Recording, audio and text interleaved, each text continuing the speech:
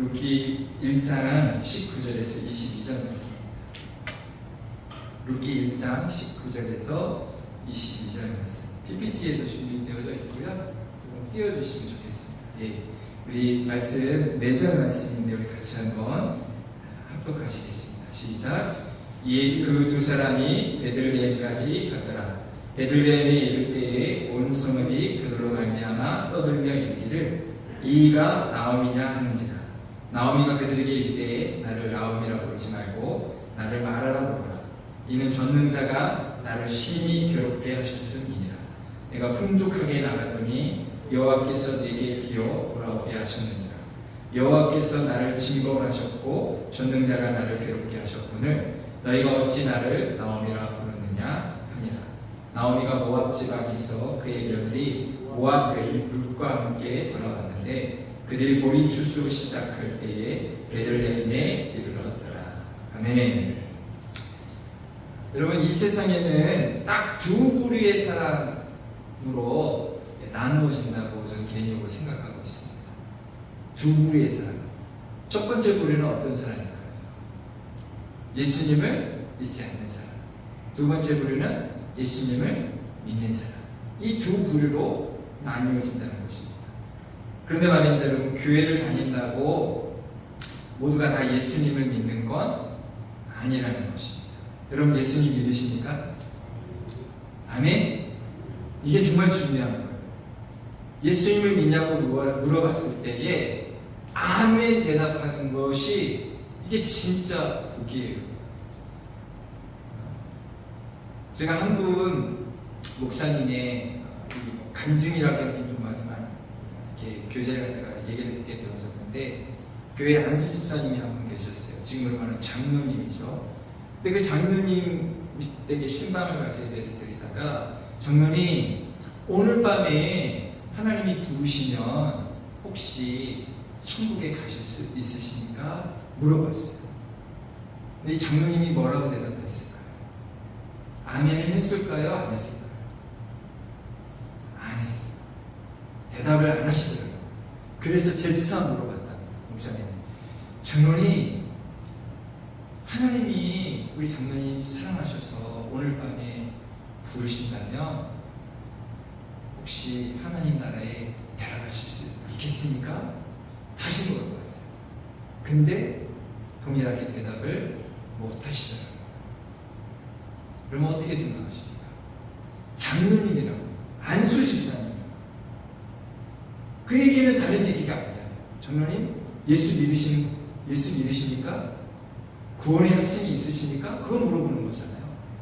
근데 아멘을 못 한다는 거예요. 이 정말 비참한 얘기입니다. 사실 안타까운 마음에 그냥 따라서 한번 같이 아멘 한번 해주시겠어요? 재차 요구했음에도 불구하고 아멘을 안 하더라고요. 여러분, 우리 주변에 교회에 이런 일들이 동일하게 일어나고 있다는 겁니다. 어떻게 그럴 수가 있어 생각하시는 분 있을지 모르겠지만 실제 교회 안에 이런 일들이 있다는 거예요. 비단 그 장로님 이야기뿐일까요? 교회를 10년, 20년 숱하게 다녔어도요, 예수님 믿으십니까? 당신 구원 받으셨습니까? 오늘 밤에 천국 들어가실 수 있겠습니까? 물어보면 아멘 하시는 분이 별로 없어요. 여러분, 그런 의미에서 제가 여러분들에게 물어볼게요. 사랑하는 여러분, 하나님이 오늘 밤에 여러분 부르시면 하나님 나라에 들어가실 수 있겠습니까? 아멘? 로마서 10장 9절에서 10절 말씀 보면 내가 만일 내 입으로 예수를 주로 시인하며 또 하나님께서 그를 죽은 자 가운데서 살리신 것을 믿으면, 내 마음에 믿으면 구원을 받으리라. 아멘. 사람이 마음으로 믿어 의의 입으로 시인하여 구원에 이른다고 말씀하셨습니다. 아멘이십니까? 여러분, 아무리 오래 신앙생활을 했어도 예수 그리스도를 인격적으로 만나지 못하면 아멘이 한마디 대답을 못하는 거예요. 이 믿음 있으신 분은 정말 예수 믿는 사람. 예수 믿는 사람이 뭐예요? 교회를 다니는 게 예수님을 믿는 게 아니에요, 여러분. 인격적으로 예수 그리스도를 만나고 거듭난 사람, 구원의 확신이 있는 사람, 그 사람이 진짜 예수 믿는 사람인 줄로 믿습니다. 아멘? 여러분, 그렇게 진짜 예수님을 믿는 사람, 그걸 예수님의 사람이라고. 진짜 예수 믿는 사람을 예수님의 사람이라고 한다고요. 근데 그 예수님의 사람이 오늘 우리가 읽은 이 본문 말씀 룻기에 나와요. 그게 누굽니까? 여러분, 우리가 정말 잘 알고 있는 룻이고 나오미입니다. 이 룻기의 주인공은 보통 룻이라고 많이들 얘기하잖아요. 보아스라고 얘기 많이 하잖아요. 근데 사실은 나오미도 굉장히 큰 주인공입니다. 왜 그러냐? 오늘 우리가 읽은 말씀에 그 나오미의 그 믿음의 고백이 정말 나오미가 예수 믿는 사람이구나라는 것을 알 수 있습니다. 여러분, 코로나 팬데믹을 지나면서 전 세계에 고통받고 힘겨워하는 사람 정말 많죠. 수많은 사람들의 사연들이 있습니다. 그 중에 한 사람이 어쩌면 저와 여러분일 수 있어요. 그렇죠? 이 답답하고 힘겨운 마음들, 어디 가서 이렇게 이 마음을 토로할 수 있겠어요? 누구랑 소통할 수 있겠어요? 아무도 몰라요. 근데 우리가 어디 가서 치료받고 어디 가서 해결받을 수 있을까요? 한 가지 분명한 것은 우리가 믿는 그 주님은 그 모든 것을 다 알고 계신다는 것입니다. 할렐루야. 그리고 저와 여러분들의 삶 속에서 계속 일하고 계시는 줄로 믿습니다. 아멘이십니까요? 여러분, 룻기를 말할 때에 베들레헴에 기근이 들어가지고 남편 따라서 두 아들 데리고 모압 땅으로 건너갔다가 이민 갔다가 남편과 아들 가슴에 묻고 완전히 쫄딱 망해가지고 비참함과 절망 가운데 다시 베들레헴으로 돌아온 과부 그 나오미와 그 며느리 룻의 파란만장한 이야기, 우리가 이렇게 생각할 수 있겠죠. 그러나 그 정도로만 이 룻기 말씀을 이해하면 안 돼요. 이 룻기 짧은 4장 말씀 안에 엄청난 은혜의 복음이 담겨져 있습니다. 그래서 이 말씀 읽고 묵상할 때마다 우리가 정말 놀라운 은혜를 경험하실 수 있어요. 오늘 말씀 가운데 나오미는 예수 믿는 사람으로서 첫 번째 이런 고백을 하고 있습니다. 자신의 죄인됨을 시인했습니다. 자신의 죄인됨을 고백할 줄 아는 사람이었습니다. 20절 말씀 같이 한번 읽어볼까요? 예. 시작. 나오미가 그들에게 이르되 나를 나오미라 부르지 말고 나를 마라라 부르라. 이는 전능자가 나를 심히 괴롭게 하셨음이니라. 그럼 여기 나오미가 고백하고 있는 것을 들어보면 얼핏 하나님을 원망하는 것처럼 보여요. 그렇죠? 어쩌면 너무나 당연한 일일 수 있어요. 왜냐하면 지금 잘 돼서 베들레헴으로 돌아온 게 아니라 어떻게 됐어요?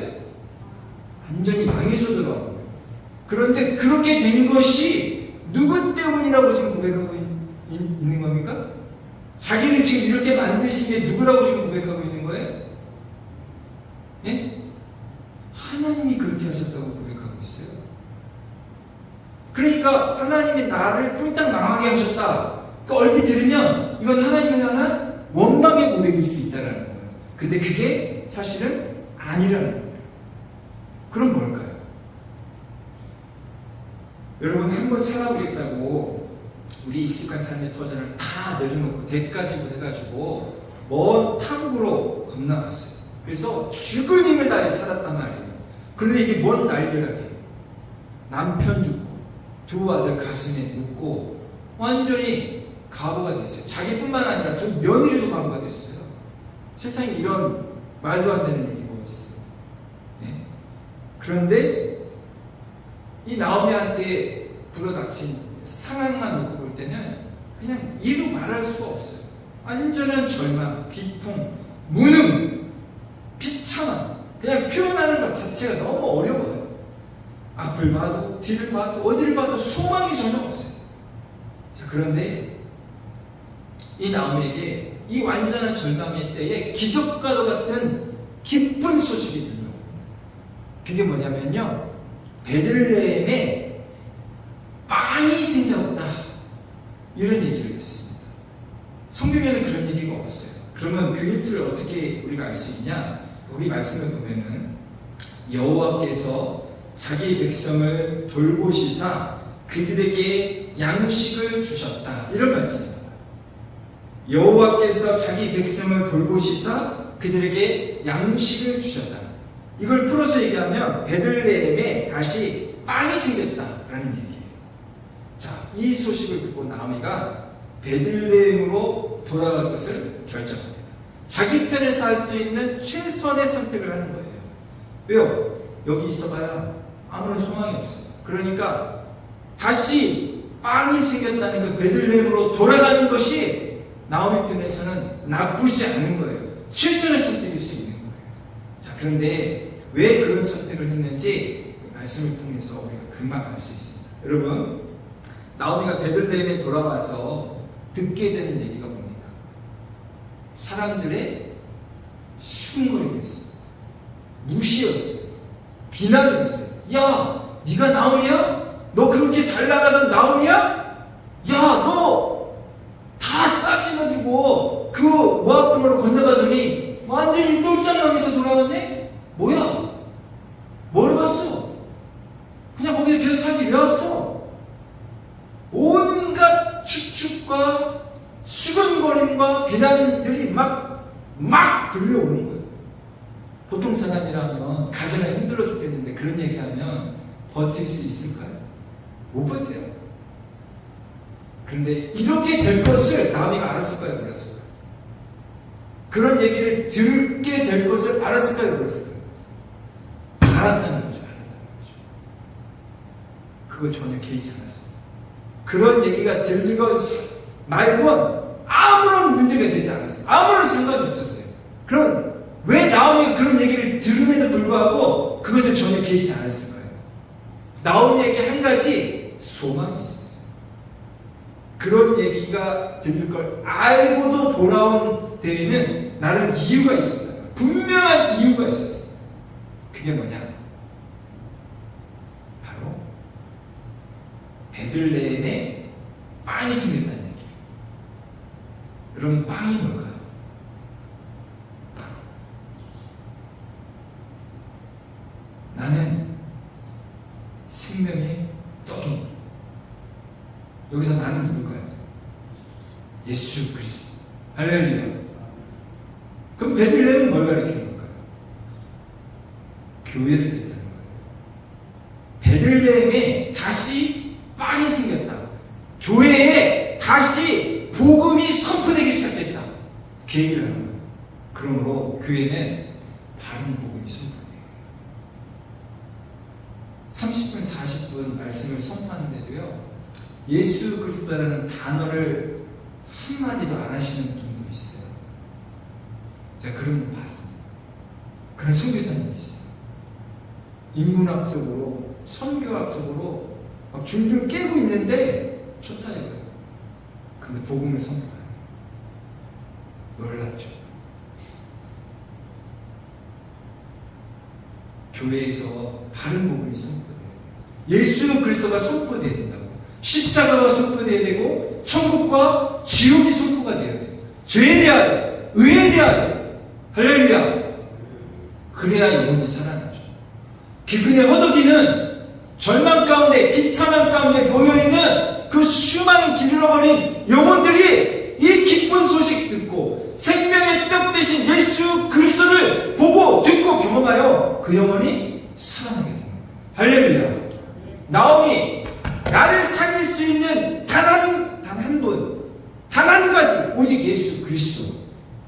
그것만이 나를 살릴 수 있게, 그것만이 나를 위로하고, 그것만이 이 비참한 가운데, 이 절망 가운데 나를 위로하실 수 있게, 그분을 붙잡기 위해서 나오미는 베들레헴에 돌아온 거예요. 할렐루야.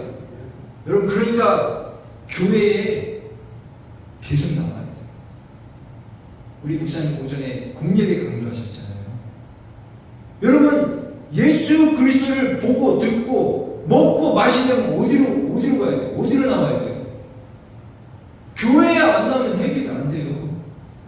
이 코로나가 사람들의 이 신앙생활을 완전히 손들이서 바꿔버렸어요. 신앙생활 완전히 무너졌어요. 집에서 유튜브 보고 예배드린대요. 예배가 됩니까? 안 돼요.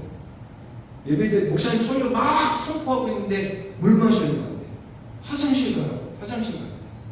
설거지 하면서 예배를 드리고 있어요. 됐다 말고 야 오늘 좀 빨리 놀러가자 하고 정리하고 차에 타고 가면서 말씀 듣고 있고, 그게 무슨 예배예요? 성경에 어디 그런 예배를 드리라고 말씀하셨어요? 아 목사님 너무 고지식하다, 영적 꼰대라고.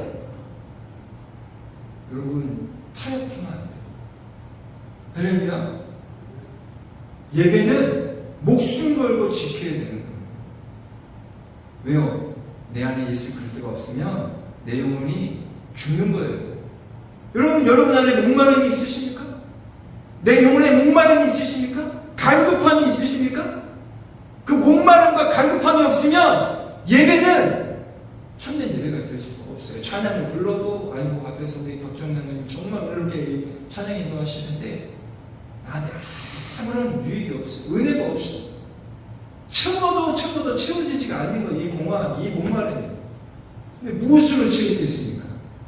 여기 제한군이 훌륭한 세션들이 나와갖고 예배인도자가 나와서 예배인도를 해도 여러분들의 그 공허한 마음을 채울 수가 없어요. 왜요? 내 안에 목마름이 없기 때문에, 갈급함이 없기 때문에.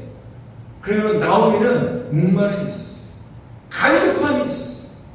예수 그리스도 그분에 대한 목마름이 있었단 말이에요.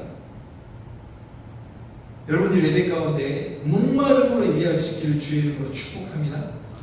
그 갈급함이 목마른 사슴이 신앙물을 찾은것 같이 그 갈급함을 가지고 예배 때 나와서 주님 앞 정말 전심으로 예배할 때에 주님이 여러분의 그 신령을 하늘의 신령한 복과 은혜로 충만하게 채우신 줄로 믿습니다. 아멘이십니까? 아멘. 여러분, 나오미의 뜻이 뭔지 아십니까? 나오미가 사람들한테 반응합니다. 수군거리는 사람들에게 나를 나오미라고 부르지 마라. 뭐라고 부르라고 말하니까? 나를 마라라고 부르라고. 마라. 이 마라의 뜻이 뭐냐면요, 죄인이에요, 슬픔이에요, 절망이에요. 여러분, 모세의 누나 이름이 누굽니까? 누이, 미리암이죠. 미리암의 어원이 뭔지 아십니까? 마라입니다. 뜻이 어원이 같아요. 그게 뭐냐면 은혜 입은 죄인이라는 뜻이에요. 죄인. 마라가 죄인이라는 뜻이에요. 그러니까 지금 나오미가 나를, 원래 나오미의 뜻은 기쁨이에요. 기쁨, 희락. 그런데 기쁨이라고 부르지 말고 슬픔이라고 불러라. 근데 더 깊게 나아가면 나를 의인이라고 부르지 말고 죄인이라고 불러라. 왜 이런 걸 외우고 있는 걸까요? 나는 죄인이야. 여러분, 죄인한테 필요한 건 뭡니까? 죄인한테 필요한 것은 은혜가 필요해요. 은혜는 뭡니까? 예수 그리스도가 필요한 거예요. 나는 죄인입니다. 나한테 필요한 것은 예수 그리스도 그분이 필요합니다. 라는 것을 지금 자기 스스로의 고백을 통해서 많은 사람들 앞에 지금 선포하고 있는 거예요. 나 다 필요 없다. 지금 나한테 정말 필요한 것은 예수 그리스도만이 필요해. 그걸 지금 뭡니까? 5분만 더 할게요. 여러분, 예수 그리스도를 만나기 위한 존재가 있습니다. 주님이 계신 곳. 여러분, 주님이 임재하시는 곳이 어디입니까? 교회잖아요. 그렇죠? 베들레헴에 돌아와야 되는 거예요. 베들레헴에 돌아와야만 그곳에 빵을 먹을 수 있어요. 22절 말씀. 나오미가 모압 지방에서 그의 며느리 모압 여인 룻과 함께 돌아왔는데 그들이 보리 추수 시작할 때에 베들레헴에 이르렀다. 여러분, 여기 보리 우리 추수 시작할 때 이렇게 얘기하고 있는데 그때가 언제인 줄 아십니까? 바로 이스라엘의 절기 가운데 6월절 절기가 시작되는 때입니다. 여러분 6월절하면 생각나는 것이 무엇입니까? 이스라엘 백성들이 6월절을 왜 지킵니까? 무엇을 기억하기 위해서? 자신들이 어디서 구원받았는지, 자신들이 어떻게 구원받았는지를 기억하기 위해서 그때부터 지금까지 6월절을 지키고 있는 거예요. 그럼 6월절하면 생각나는 게 뭡니까? 어린 양? 예수 그리스도. 할렐루야. 예수 그리스도가 생각나는 날, 예수 그리스도가 기억되는 날, 그게 6월절이에요. 우리를 위해서 희생제물이 되신 예수 그리스도가 생각나는 절기. 할렐루야. 내가 죄인임을 알고 내 생애 가운데 있었던 수많은 일들이 좋은 일이건 나쁜 일이건 다 누구로부터 나왔냐? 하나님께로부터 왔습니다 라고 고백하는 것이 6월절입니다. 근데 지금 그 고백을 누가 하고 있는 것입니까? 나오미가 하고 있는 거예요. 내가 잘 되는 것도 하나님이 허락하신 것이지만 내가 망한 것도 누가 한 거라고요? 하나님이 하셨다라고 지금 고백하고 있는 거예요. 남편 죽고 두 아들 죽고 완전히 뚫딱 망하게 된 거 하나님이 하셨습니다. 하나님이 허락하신 것입니다 라고 지금 고백하고 있는 거예요. 그러니까 여러분, 우리가 지금 힘든 시간들을 지나가고 있는데 여러분, 이거 누구한테 원망할 거예요? 누구 탓을 할 거예요? 그런데 분명한 것은 하나님은 다 아신다는 거예요. 분명한 것은 이 모든 섭리가 하나님께 있다는 것입니다. 이 모든 주권이 하나님께 있다는 것입니다. 할렐루야. 그러니까 우리가 삶을 살아갈 때, 믿음의 삶을 살아갈 때에 조금 힘들고 어려워서 불평불만만 하는 것이 아니라 이 또한 하나님이 허락하신 것임을 알고 그 속에서 감사하고 그 속에서 하나님을 더 예배할 수 있는 저와 여러분 되어지기를 주의 이름으로 축복합니다. 여러분, 이 고백을 나올만 하는 줄 아십니까? 그 신앙을 지금 누가 봤습니까? 그 신앙을 그대로 되물림하는 사람이 있습니다. 그게 누굽니까? 그 며느리 룻이었습니다. 룻이 나오미의 삶을 그냥 그대로 통으로 본 거예요. 말로만 그렇게 고백하는 것이 아니라 삶으로 실제 살아내는 것을 그 곁에서 수많은 시간 동안 본 거예요. 어머니의 하나님이 나의 하나님이 되고, 어머니가 거하시는 곳에 나도 거하고, 어머님이 죽으시는 곳에 나도 함께 죽겠습니다. 이 놀라운 고백을 하고 있는 거예요. 여러분, 그런 고백 하기 쉽겠습니까? 이 세상에서 가장 힘든 사람이 고우관이라고 해요. 네, 시어머니와 며느리 관계가 좋은 사람이 별로 없잖아요. 여기 시어머니하고 관계 좋으신 분들이 몇 분이나 계시다고 모르시나. 그런데 그것을 뛰어넘어서 나오미가 믿는 그 하나님을 룻도 동일하게 고백하고 있는 거예요.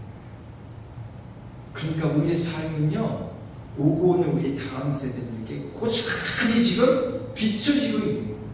여러분의 자녀들에게, 여러분의 손주들에게, 우리 교회에 속한 믿음의 다음 세대들에게 지금 그대로 투영되고 있는 거예요. 그러니까 아무렇게 해서는 안 돼요. 뭐 안 보고 있는 것 같아도 다 보고 있습니다. 다 알고 있어요. 우리가 믿음으로 고백하는 그 고백대로 우리의 삶 또한 동일하게 그렇게 살아야 될 줄로 믿습니다. 나오미의 그 믿음과 그 룻의 믿음을 통하여서 하나님 그것을 통로 삼으셔서 그때 영적으로 가장 암흑길을 걸었던 그 사사기 시대에 그 룻이 살던 시대가 사사시대잖아요. 이스라엘 그 역사 가운데 가장 영적으로 암흑시대였단 말이에요. 그 누구도 하나님을 하나님으로 믿고 사는 사람이 별로 없었어요. 아니 거의 없었어요. 그런 시대에 이 룻을 통하여서, 나오미를 통하여서 하나님의 하나님 되심을 드러내시고 하나님의 그 전능하심과 전지하심을 마음껏 선포하는 복의 통로로 하나님이 나오미와 룻을 사용하셨다는 것입니다. 할렐루야. 그리고 마지막입니다. 나오미는 하나님의 주권을 인정하는 사람이었어요. 아까도 얘기했던 것처럼 이는 전능자가 나를 심히 괴롭게 하셨습니다. 누가 하셨다고요? 누가 이렇게 하셨다고요? 하나님이 하셨습니다. 내가 한번 고백해 볼까요? 하나님이 하셨습니다. 다시 한번 하나님이 하셨습니다. 예, 이 고백을 하고 살아가는 것이 정말 중요합니다. 여호와께서 내게 기어 돌아오게 하셨느니라. 여호와께서 나를 징벌하셨고 전능자가 나를 괴롭게 하셨다. 계속 지금 반복해서 누가 하셨다고 지금 고백하고 있습니까? 다 하나님이 하셨습니다. 하나님이 하셨습니다. 계속 반복해서 고백하고 있어요. 그러니까 여러분, 우리의 삶 가운데 뭔가 안 됐어도 주님이 하셨습니다. 하나님이 하셨습니다. 잘 됐어도 하나님이 하셨습니다. 계속 이 고백을 하고 살아가는 저와 여러분 되기를 축복합니다. 예, 우리 교회 이 대전제일교회 직원축 문제 이거 누가 하실까요? 하나님이 하실 줄로 믿습니다. 그 모든 과정 가운데 하나님이 하시는 줄로 믿습니다.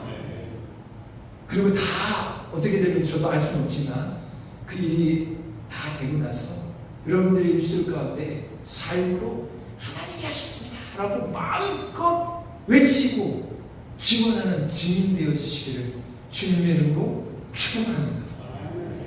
할렐루야. 이 마지막으로 이거 한 번만 하고 마쳤으면 좋겠습니다. 3번을 반복해서 하는 것입니다.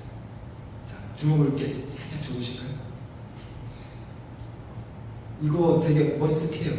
근데 하다 보면 이게 능력이 되더라고요. 저희 피지에 읽고 외치는 교회가 3군데가 있습니다. 선교사님 2분이 하시고 저희 교회가 하고 있습니다.